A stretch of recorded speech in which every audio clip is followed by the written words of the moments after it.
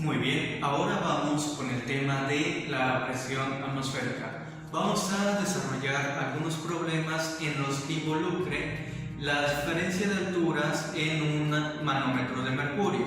Para ello vamos a ver los siguientes ejemplos. El primero me dice, ¿cuál es la presión manométrica de un gas que registra una diferencia de altura de 15 centímetros en el manómetro de mercurio?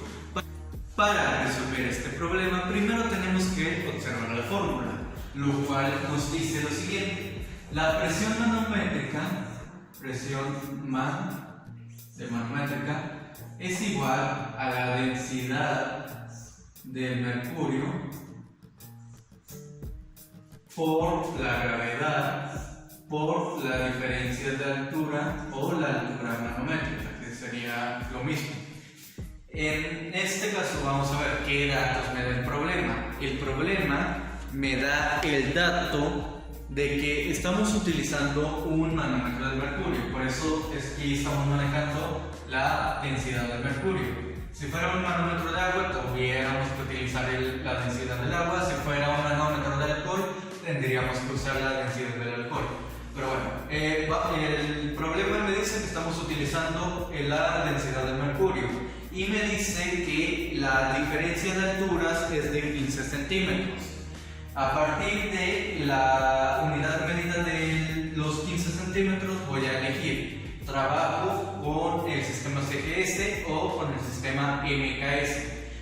Como el dato que me da es en centímetros, creo que sería más fácil trabajar con el sistema CGS para el dato de la densidad del mercurio y la gravedad. Entonces, ya sabiendo eso, vamos a regresar nuestros datos.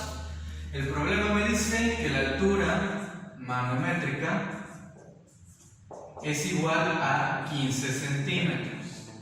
Como voy a usar el sistema CGS, entonces la gravedad en el sistema CGS es igual a 981 centímetros sobre segundo al cuadrado y la densidad del mercurio en el sistema CGS es igual a 13.6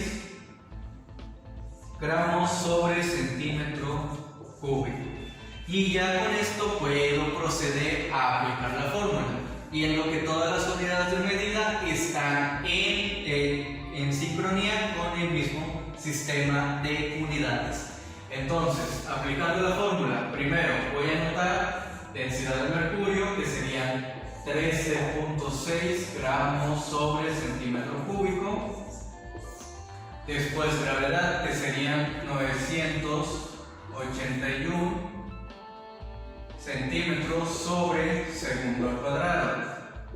Y la diferencia de alturas, que serían 15 centímetros. Segunda multiplicación, 13.6 por 981 por 15. Y me da como resultado la cantidad de 200.124 bar o de bar, que sería la unidad de medida de la presión.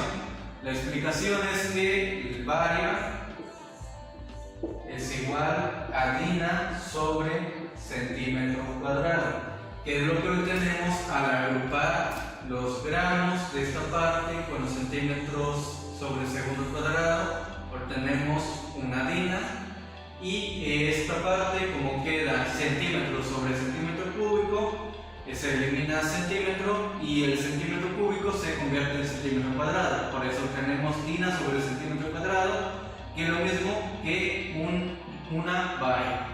Y por eso obtenemos este resultado con esa unidad de medida.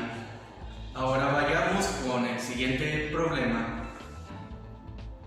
El segundo problema nos dice lo siguiente. La presión de un gas registra una diferencia de alturas de 0.8 metros de mercurio y nos hace la siguiente pregunta. ¿Cuál es la presión manométrica de este gas? Para ello vamos a analizar qué datos tengo. Me dice que estoy utilizando un manómetro de mercurio, así que voy a trabajar con la densidad del mercurio. Y me dice que tengo una diferencia de alturas, es decir, una altura manométrica de 0.8 metros de mercurio.